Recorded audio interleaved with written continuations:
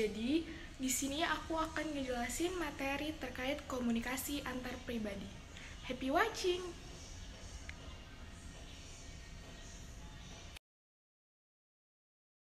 Punten, selamat pagi semuanya. Di sini saya akan mengambil materi terkait tentang komunikasi antar pribadi. Halo semuanya, perkenalkan nama saya Francisca Evita Putri dari KM 4604 dengan NIM 15022233310. Komunikasi.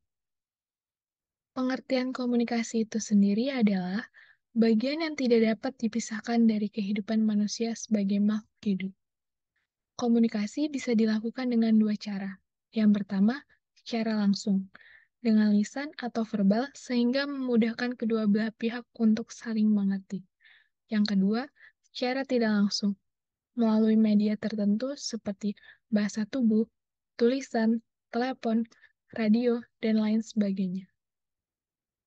Tujuan komunikasi itu sendiri adalah untuk mengajarkan sesuatu kepada individu maupun kelompok, untuk mengenal orang lain, untuk bertukar pendapat, dan untuk mengungkapkan perilaku orang lain.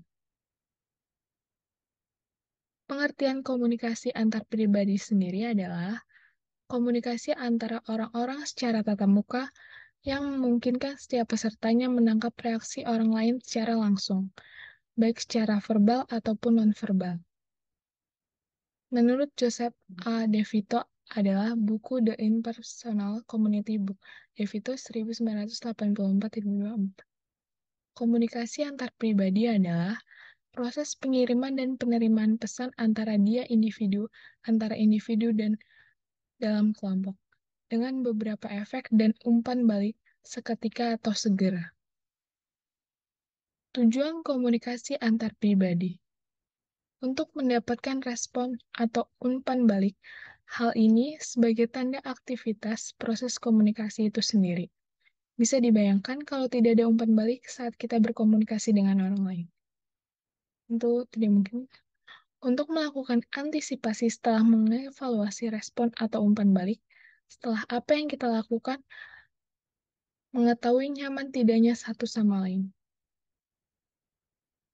Ciri-ciri dari komunikasi antar pribadi yang efektif sendiri adalah yang pertama ada keterbukaan, rasa positif, empati, dukungan, kesamaan, atau kesetaraan.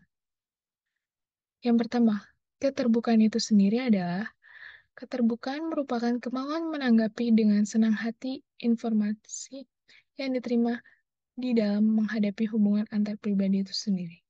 Dua, rasa positif. Seseorang harus memiliki perasaan positif terhadap dirinya, mendorong orang lain lebih aktif berpartisipasi, dan menciptakan situasi komunikasi kondusif untuk interaksi yang efektif. Yang ketiga ada empati. Bisa diartikan sebagai dasar penting dalam berkomunikasi. Melalui empati, kita dapat merasakan oleh apa yang dirasakan orang lain dan menganggap bagaimana jika kita berada di posisi orang tersebut. Tujuan empati sendiri itu adalah memahami posisi orang lain atau kita bisa paham dan mengerti tentang apa yang dirasakan saat ngomong sama kita seperti biasanya curhat. Kedua itu membantu menyelesaikan masalah. Kita bisa membantu mencarikan solusi atau jalan keluar dari masalah yang sedang dialaminya. Ketiga, menunjukkan rasa simpati. Jadi kita menunjukkan simpati kita biar orang lain tahu. Kita care, peduli dengan apa yang diomongin ke kita dan apa yang dialaminya. Yang keempat, memberikan kenyamanan dalam berkomunikasi. Jadi membuat orang lain untuk mencari kita dan cerita bagaimana keadaannya dia sekarang. Yang keempat, ada dukungan. Situasi terbuka mendukung berlangsungnya komunikasi yang efektif. Hubungan interpersonal yang efektif adalah hubungan di mana terdapat sikap mendukung. Individu memperlihatkan sikap mendukung dengan bersikap deskriptif bukan evaluatif, spontan bukan strategi. Yang kelima, kesetaraan. Komunikasi antar pribadi akan lebih efektif bila suasana setara. Artinya, ada pengakuan secara diam-diam bahwa kedua belah pihak menghargai, berguna, dan mempunyai sesuatu yang penting untuk disumbangkan. Sifat-sifat dari komunikasi antar pribadi itu sendiri ada 7. Pertama, melibatkan di dalamnya perilaku verbal dan nonverbal. Yang kedua, melibatkan pernyataan atau ungkapan yang spontan. Ketiga, tidak statis melainkan dinamis. Keempat, melibatkan umpan balik pribadi, hubungan interaksi, dan koherensi. Pernyataan yang satu harus berkaitan dengan yang lain sebelumnya. Yang kelima, dipandu oleh tata aturan yang bersifat intrinsip dan ekstrinsik.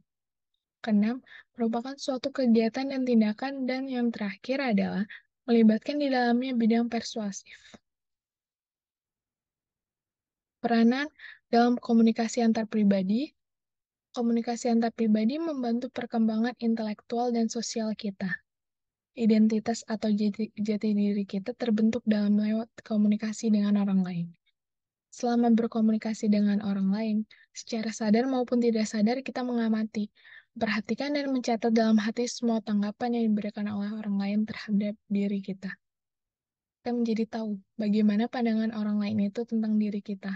Berkat pertolongan komunikasi dengan orang lain, kita dapat menemukan diri, yaitu mengetahui siapa diri kita sebenarnya.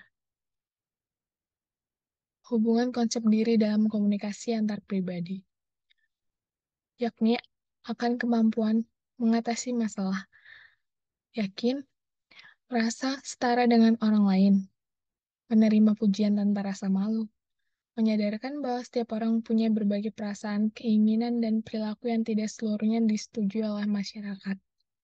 Mampu memperbaiki dirinya karena ia sanggup mengungkapkan aspek-aspek kepribadian yang tidak disenangi dan berusaha mengubah. Kesimpulan, komunikasi antar pribadi atau komunikasi interpersonal adalah proses penyampaian dan penerimaan pesan antara pengirim pesan sender atau dengan penerima receiver, baik secara langsung maupun tidak langsung. Komunikasi dikatakan terjadi secara langsung atau primer apabila pihak-pihak yang terlibat komunikasi dapat saling berbagi informasi tanpa melalui media. Sedangkan komunikasi tidak langsung atau sekunder dicirikan oleh adanya penggunaan media tersebut.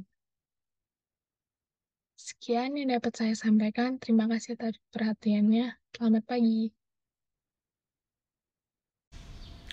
Thank you for watching. Bye bye.